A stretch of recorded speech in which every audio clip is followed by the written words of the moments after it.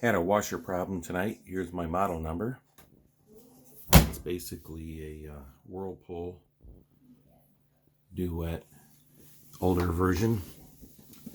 What I had to do is pull off 3 of these screws to pull off this bottom piece off the bottom of the washer.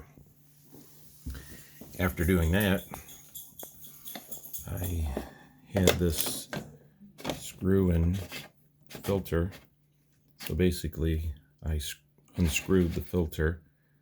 The water was still in the drum, so I got my little shop vac and was sucking the water out down here as the when I was unscrewing this, the water was getting sucked up into the shop vac until a couple gallons came out of the washer.